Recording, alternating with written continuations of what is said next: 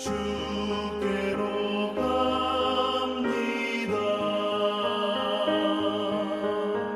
슬프던 마음 위로받고 이생의 풍파 잔잔하며 영광의 찬송 부르려고 주께로 갑니다.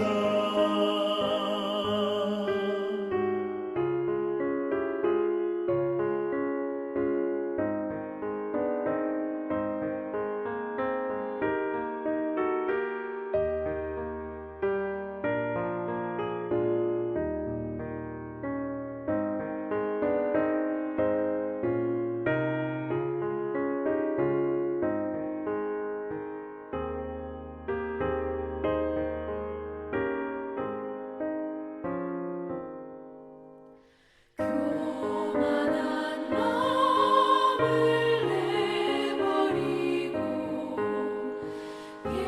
예수께로 나갑니다. 복 되신 말씀 따르려고 주께로 갑니다. 실망한 이 몸 힘을 얻고 예수의 크신 사랑받아 하늘의 기쁨 맛보려고 주께로 갑니다.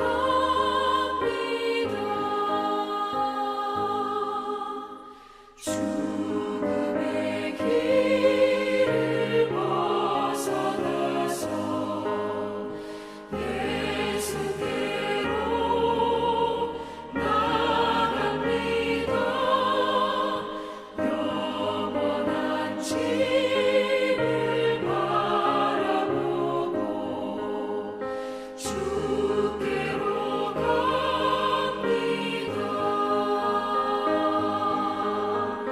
멸망의 포구에어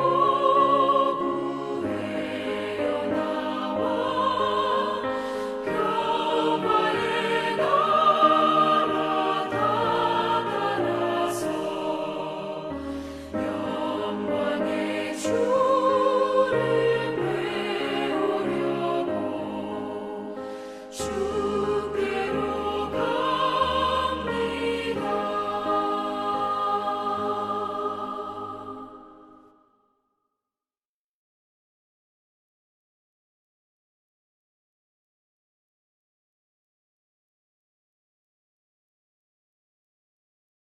(2021년 2월 3일) 수요일 아침 묵상의 시간을 함께 나누도록 하겠습니다. 오늘 주신 말씀 베드로 후서 2장 1절로 8절까지 말씀, 우리 다 같이 한 목소리로 함께 읽도록 합니다. 그러나 백성 가운데 또한 거짓 선지자들이 일어났었나니 이와 같이 너희 중에도 거짓 선생들이 있으리라. 그들은 멸망하게 할 이단을 가만히 끌어들여 자기들을 사신 주를 부인하고 임박한 멸망을 스스로 취하는 자들이라. 여럿이 그들의 호색하는 것을 따르리니 이로 말미암아 진리의 도가 비방을 받을 것이요 그들이 탐심으로써 지어낸 말을 가지고 너희로 이득을 삼으니 그들의 심판은 예적부터 지체하지 아니하며 그들의 멸망은 잠들지 아니하느니라. 하나님이 범죄한 천사들을 용서하지 아니하시고 지옥에 던져 어두운 구덩이에 두어 심판 때까지 지키게 하셨으며 옛 세상을 용서하지 아니하시고 오직 의를 전파하는 노아와 그 7 식구를 보존하시고 경건하지 아니한 자들의 세상에 홍수를 내리셨으며 소돔과 고모라 성을 멸망하기로 정하여 죄가 되게 하사 후세에 경건하지 아니한 자들에게 본을 삼으셨으며 무법한 자들의 음란한 행실로 말미암아 고통당하는 의로운 롯을 건지셨으니 이는 이 의인이 그들 중에 거하여 날마다 저 불법한 행실을 보고 들으므로 그 의로운 심령이 상함이라. 아멘. 오늘 베드로후서 2장 1절로 8절의 말씀을 보면서 하나님이 건지신다 라는 제목으로 우리가 함께 아침 묵상을 나누도록 하겠습니다.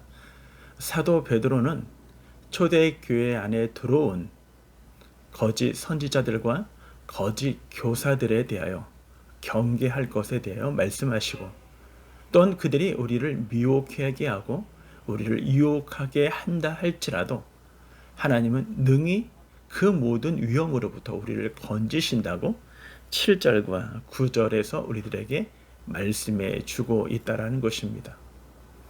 우리는 저번 시간에 1장 20절에 보면은 어떠한 사람들의 교회 안에 있었냐면, 성경의 모든 예언을 사사로이 해석하는 자들, 사사로이 푸는 자들, 자신의 편리대로 하나님의 말씀을 이용하는 자들이 있었는데, 특별히 초대교회 안에 이단으로 모습으로 어떻게 드러났냐면 예수 그리스도의 재림을 부인하는 것으로 드러났다라고 얘기했습니다.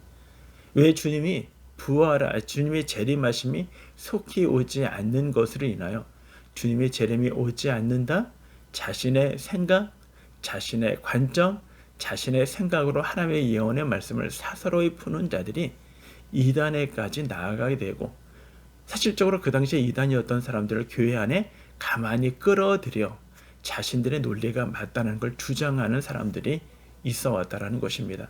사실 초대교회 안에 이것으로 인하여 많은 사람들이 미혹되고 많은 사람들이 흔들렸지만, 사도 베드로는 우리들에게 이렇게 이야기하고 있는 것입니다.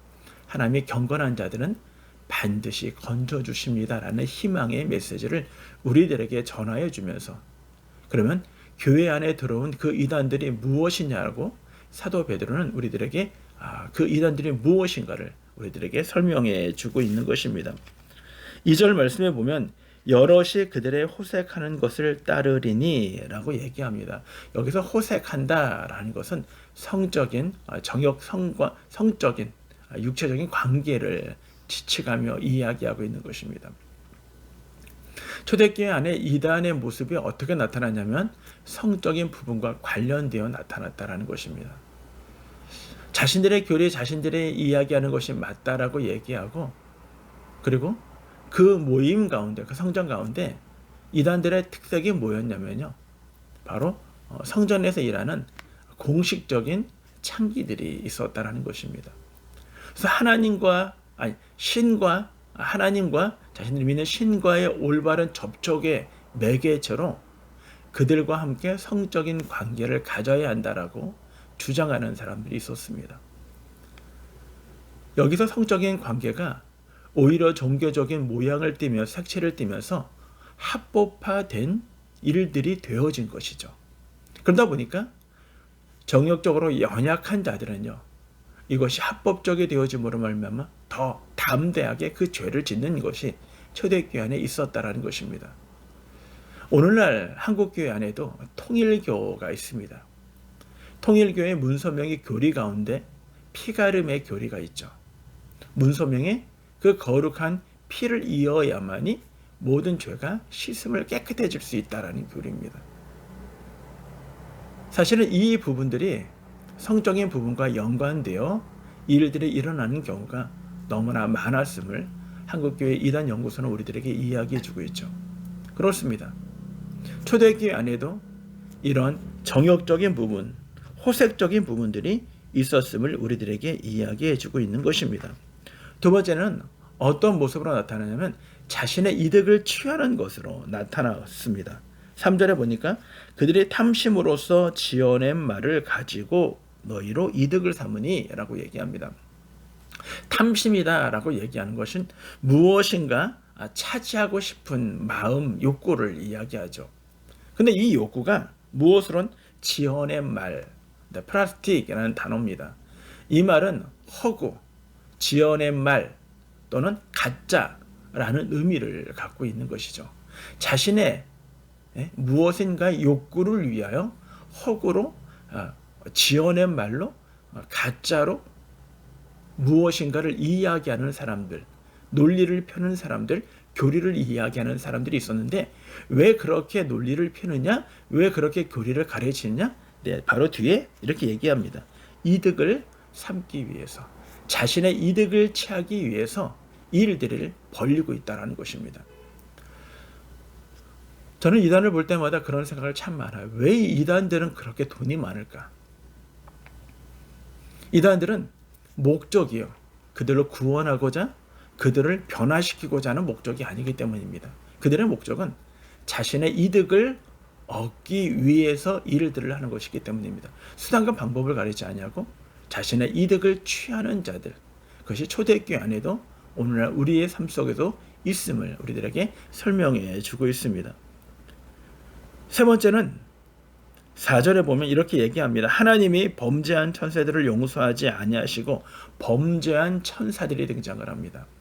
범죄한 천사들의 특징이 무엇이냐면 바로 교만함이죠. 하나님과 같이 되고 싶은 것입니다.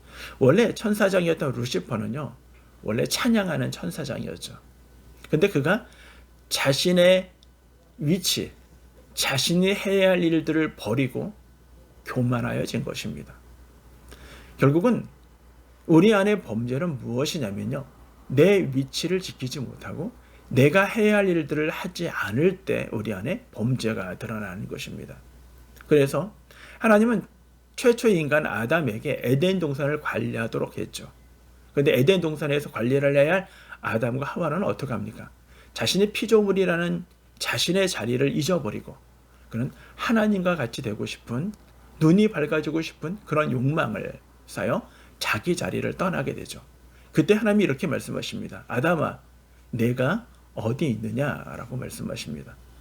오늘 우리의 삶들 속에서 우리가 우리의 교만함, 우리의 이기심은 어떻게 드러나냐면 하나님이 우리를 지으신 우리의 목적, 하나님이 우리를 구원하신 하나님의 그 의도를 떠나 우리의 욕망과 우리의 욕심으로 삶을 살아가는 것이 하나님 앞에 오만한 자요, 교만한 자요, 악한 것임을 우리는 알아야 한다라는 것입니다. 초대교회 안에 사람들로 하여금 성도의 자리를 떠나도록 하는 이단들이 있었음을 우리들에게 이야기해 줍니다. 그러면서 이들의 경계에 대하여 예를 들어 설명을 하는 두 인물을 우리가 만나게 되는데, 그 첫 번째는 아브라함의 조카 롯이었고요. 또 한 사람은 의인 노아였음을 우리들에게 이야기해 줍니다. 첫 번째가 노아에 대한 예를 5절에서 이야기해 줍니다.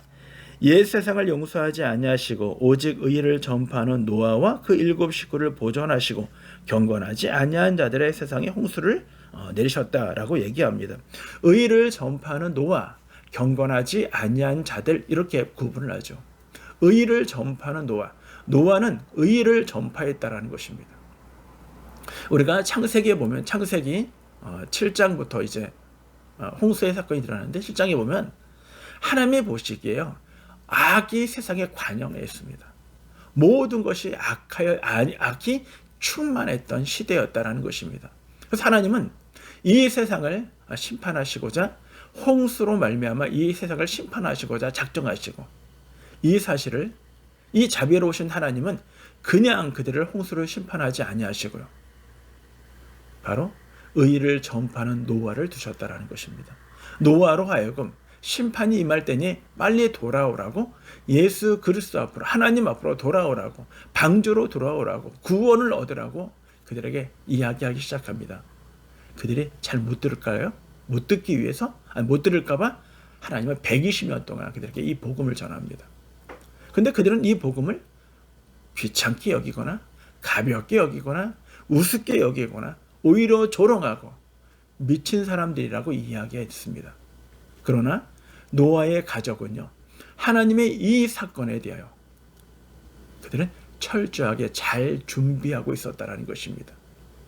어쩌면 초대교회 성도들이 예수님이 오신다는 것이 왜 이렇게 오시지 않는가, 왜 오시지 않는가야 라고 때를 기다리는 심정과 같이 노아도 120년 동안 착실히 준비하면서 하나님의 때를 기다렸다는 것입니다. 그들은 그렇게 준비했습니다. 복음만 전한 것이 아니라 바로 이 종말에 대한, 이 심판에 대해서도 그들은 구원을 완성하기 위해 최선을 다했다는 것입니다. 이 땅에서 복음을 받아들이지 않았던 경건치 아니한 자들에게는 구원을 받을 수 있는 기회가 그들에게 주셨다는 것입니다. 하나님의 자비하심입니다. 그런데 그들은 경건치 아니함으로 말미암아 그들은 구원을 얻지 못하죠. 노아와 노아의 가족들만이 구원을 받게 됩니다. 그들은 이것이 미친 짓이고 어리석고 바보 같은 것이라고 생각했지만 홍수가 닥칠 때 이것이 얼마나 진리였음을 그들은 뼈저리게 깨닫게 된다는 사실을 우리들에게 이야기해 줍니다. 이 말씀 속에서 우리에게 주시는 의미는요, 다른 것이 아닙니다. 초대교회 안에 이단들로 말미암아 미혹되고 흔들리던 그들의 심정 가운데 하나님은 구원의 길을 준비하고 예비하고 계시고 우리들에게 기회를 주신다는 사실을 오늘 노아의 사건을 통해 우리에게 설명해 주고 있는 것입니다. 두 번째는요, 아브라함의 조카 롯에 대한 사건을 우리들에게 이야기합니다. 7절에 보면 무법한 자들의 음란한 행실로 말미암아 고통당하는 의로운 롯을 건지셨으니 이는 이 의인이 그들 중에 거하여 날마다 저 불법한 행실을 보고 들음으로써 그 의로운 심령이 상하였다라고 얘기합니다. 이해되지 못하는 단어가 낱말이 두 가지 나옵니다. 하나는 의로운 롯이라는 것이고요. 또 한 가지는 의로운 롯이 심령이 상하였다라는 것입니다. 저는 창세기를 읽으면서 롯이 의롭다는 생각을 해본 적이 없습니다. 롯은요, 현실적인 사람이었고 자신의 이득에 눈이 먼 사람이었죠. 아브라함과 함께 있으면서 아브라함이 어떻게 복을 받고 어떻게 하나님 앞에 믿음의 삶을 살아가는지를 봤음에도 불구하고 그는 전혀 영향력이 없는 소돔과 고모라에서 그저 그런 사람으로 삶을 살아갔던 사람이었다는 것입니다. 아브라함의 중보기도가 있지 않았다면. 그런데 성경은요, 이 롯을 의로운 롯이라고 이야기해 주고 있다는 것입니다. 우리는 여기서 생각하셔야 할 것이 있습니다. 하나님이 이 롯을 의롭다고 얘기했던 이 의롭다라는 것은요, 그의 행위로서의 의로움을 말하고 있는 것이 아니라는 것입니다. 그의 의로움은 그의 행위적인 의로움이 아니라 그의 신분적인 의로움을 말씀해 주고 있는 것입니다. 하나님이 우리를 의롭다고 칭하여 주셨다라고 로마서는 이야기할 때 우리가 의를 행할 수 있는 존재이기 때문에 의를 받아들일 수 있고 의를 우리에게 생성해낼 수 있는 존재이기 때문이라고 말씀하지 않았습니다. 우리는 의롭지 않습니다.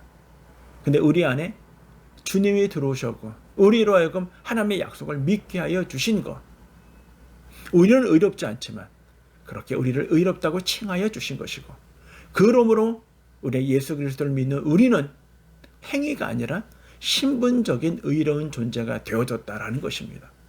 바로 이 이야기를 롯을 통하여 우리들에게 이야기해 주고 있는 것입니다. 이단이 우리를 미혹하고 우리를 유혹한다 할지라도, 우리를 넘어뜨려야 한다 할지라도 하나님의 우리를 건지실 뿐만 아니라 우리는 신분적으로 이미 의로운 존재임을 하나님이 우리에게 선포해 주시고 계시다라는 것입니다. 사랑하는 여러분, 우리는 의의가 없습니다. 의의가 부족합니다. 그러나 하나님의 자비와 하나님의 은혜로 우리를 자녀 삼으시고 의로운 존재가 되었습니다. 하나님은 우리의 미래를 위하여 지금도 그 구원을 이루시고 준비하시고 예비하시며 하나님의 사람들을 통하여 우리를 건지시고 하나님의 나라의 백성으로 이 땅 가운데 삶을 살아가도록 우리를 안전하게 지켜주신다고 우리들에게 말씀에 약속해 주고 있는 것입니다. 오늘 우리의 삶 속에서 이 약속을 붙잡으시고 힘들고 어려울 때 하나님이 우리를 건지실 뿐만 아니라 우리를 위하여 준비하시고 예비하시고 하나님이 우리에게 예수 그리스도의 피값으로 우리를 대신하여 그 값을 지불하셔서라도 우리를 구원하시는 그 하나님의 은혜와 사랑 앞에 오늘도 감사하는 마음으로 삶을 살아가시는 저와 여러분 모두가 되어지기를 주님의 이름으로 축원합니다.